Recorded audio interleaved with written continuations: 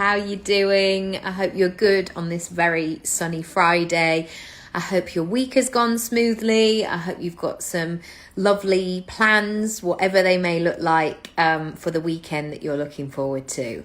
Today is part 5 of this series that I've been talking about all week, and I've really loved sharing these different parts. So look out for more of these type trainings. And today, in part 5 of moving the needle in your business and your brand, the word that I am kind of umbrellaing this, is about communication and being very clear about what you want, what you're available for, where you're going. And I understand that those are all quite big questions, and sometimes that pressure to have all of those answers is just way too much. So today I'm hopefully going to give you some journal points or some things to ponder whilst you're making a cup of tea, and those small tweaks that you can make to just move that needle a little bit. I was talking with another mum on the way back from the school run today, and we were talking about those people that we've maybe all met that are almost focused on the wrong things. So I was talking about somebody being in a casting room, for example, and they're always the person that comes in late, or something hasn't happened, or they didn't get the script, or something's gone on.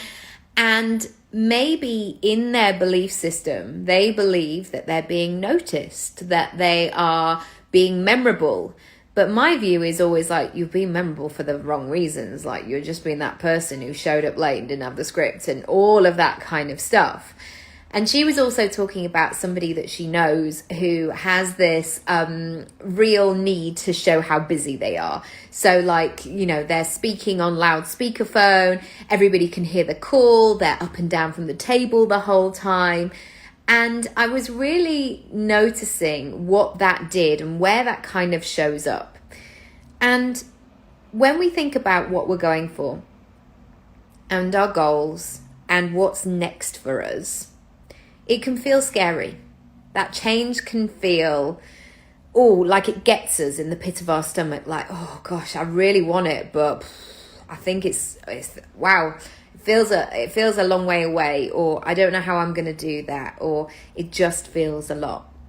So what I want to give you are some things that you can check in, and some of them you'll hear from friends in Rachel Green saying them, but notice what your communication is. So for example, do you actually know what you want? Do you know what you're moving towards? And when you start your day, do you have that really strong, powerful destination in mind of where you're trying to get to? You see this sometimes on travel documentaries where people have been traveling around the world and they pick a point in the map and they go, right, today we need to do 200 miles in order to get there. Do you have that for your business or your life? Do you know what the next stage is? And this isn't the 5-year, this isn't the 10-year plan necessarily. This could be until the end of September. This could be for the month of October, between now and Christmas. It could be any of those things. So is that vision really clear in your mind? Do you know what it is that you're aiming for? Secondly, do you know what your why is? Why are you doing all of this? And there've been certain times, especially in all of the elements of my career, where I've doubted or I've questioned whether it's going to be worth it, whether all the hard work is going to pay off, whether I'll ever get a lucky break, or whether I will get a job. And then suddenly you turn a corner and you're like, oh, it happened. Okay, great. Oh, lovely. Yeah, something's happened. Something's changed. And, the industries that I've chosen, they do keep you guessing sometimes, I have to say. But knowing what your why is, knowing why you're doing this, will help focus that end point, because that emotion and that vision will work beautifully hand in hand, like a salt and pepper type moment. Like, okay, I know where I'm going and I know why I'm doing it. The third thing is, what are the steps that are actually going to get you there. And knowing what those are really important. I often say this on the podcast. I have no interest in just being busy. I do not want to be one of these people. And I have been those people who meet people in the street and go, hi, yeah, sorry. Oh, I'm just dashing. Oh gosh, yeah, I've got to run back. I've been that person. My 5th decade, which I'm about to go into, is not about that life. Yes, I want to thrive. Yes, I want to really excel and expand, but I also want to be really present. I really want to be really grounded. I really want to be in that moment. So knowing what those steps are, and sometimes they're not always practical. Sometimes they are mindset shifts. Sometimes it's therapy. Sometimes it's healing. Sometimes it's really looking at what this thing is that's holding me back and doing that work and doing that really uncomfortable work and sitting with it and pulling it apart and reframing and all kinds of kind of coachy work, I would say, or therapy work. So I have to know each and every day why I'm doing what I'm doing in terms of those tasks, perhaps, that I'm writing on my list, and making sure that they're justifying my time at my desk and they're going to get me closer. So I want to ask you, in terms of your communication, to go back to that word again, are you communicating clearly to other people and to yourself what it is that you want or what this next chapter looks like? And I realize this, I mean, not so much anymore because we've just been together for so long, but you know, early in this relationship like it changes every week, early in my current relationship or in other relationships that I'd been in previously, sometimes there can be this assumption that people can read your mind. And you see this in relationships sometimes of going, well, like, I gave you that eye contact and like I was nodding and smiling, and why didn't you pick up on that cue?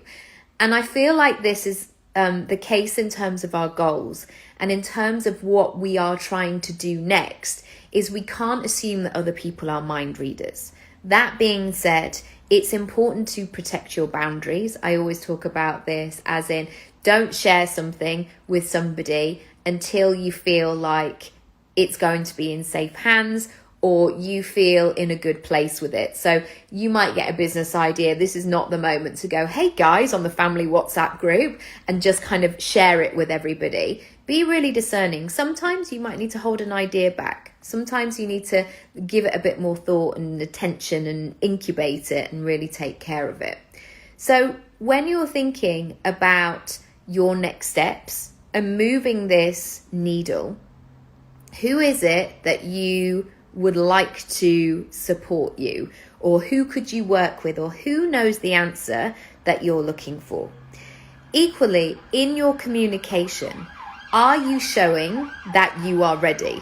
And I actually wrote a book about this in 2014 called Be Ready for Your Lucky Break, because I tell you what, I've seen it so many times. It's mind-blowing sometimes where the opportunity comes, the perfect moment that, oh my goodness, this is the meeting I've been waiting for, and the person is not ready because they think it's going to come in another way, or something's going to happen, or all of that stuff kind of gets in the way.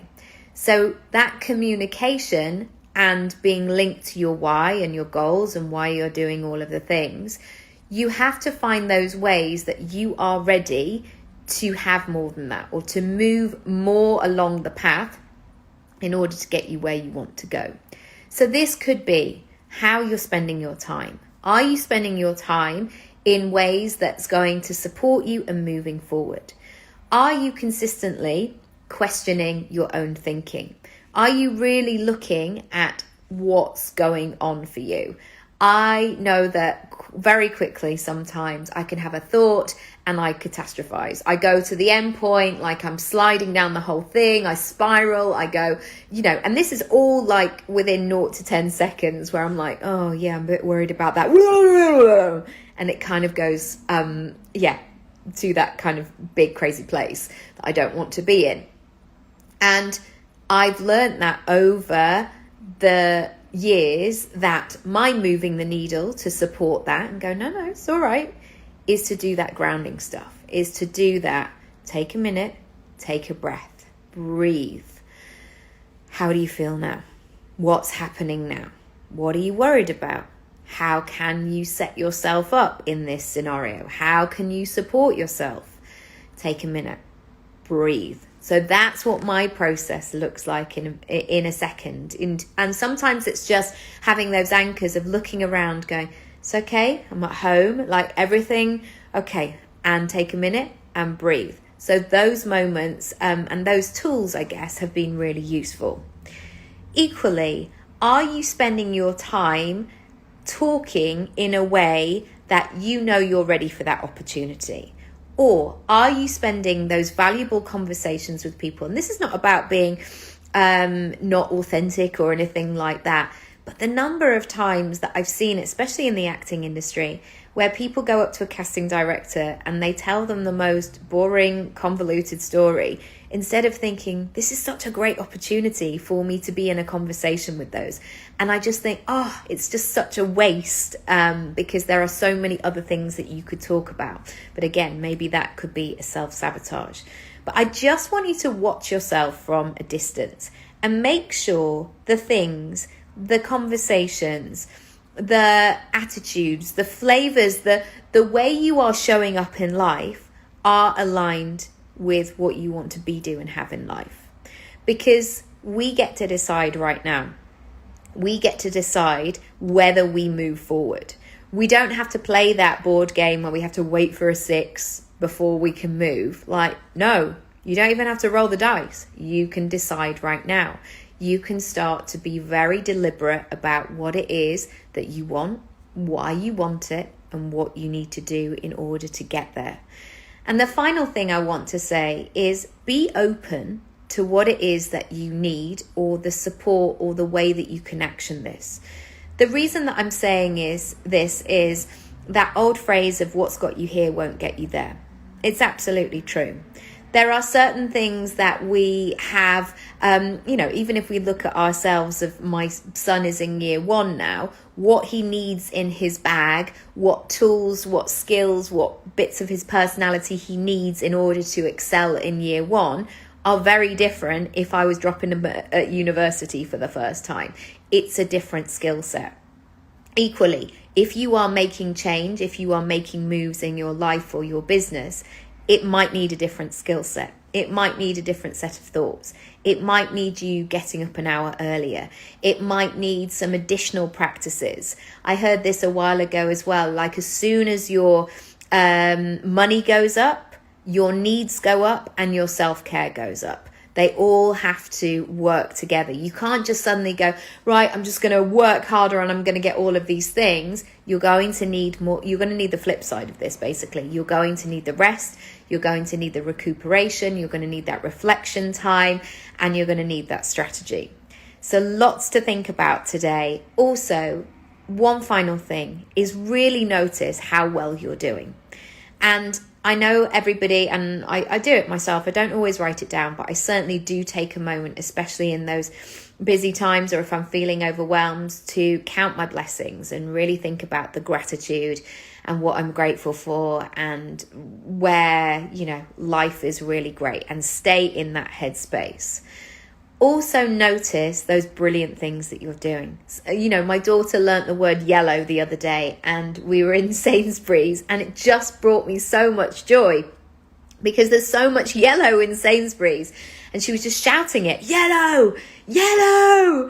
And I just thought, she couldn't say yellow yesterday, and now she's saying it, and now she's just like, she has yellow in her life. She could recognize the color beforehand, but the joy that she was experiencing was just amazing. So really notice all those small things, because I tell you what, like, even sharing that story, it made me smile. Imagine like building up those blocks, building up all of those little things to build up the picture of where you go next. Wherever you can, do that. I know it's hard at the moment. I know there's all sorts of stuff going on. But wherever you can, try and find that brightness in your picture if you can. If you would like to join me next week, I am doing a full CEO Day, where you can come as part of a group. It's all online. It's 4 sessions. And I'm really excited to share this. It's called Jam and Plan Live. It's one of my favorite events to hold. All the details I will leave in the description box. You also get a week of accountability. So if you know you want to make some moves and you want to do all of those things, then let me support you. With that, you get a week of email support, then catch-up sessions, all kinds of good stuff. But do check out the link, nikiraby.com/jam and plan live. Right, I'm going to go and eat my lunch. Thank you for being with me today and for all week. Everything's recorded, and I'll see you next week for more good stuff. All right, lots of love. Bye.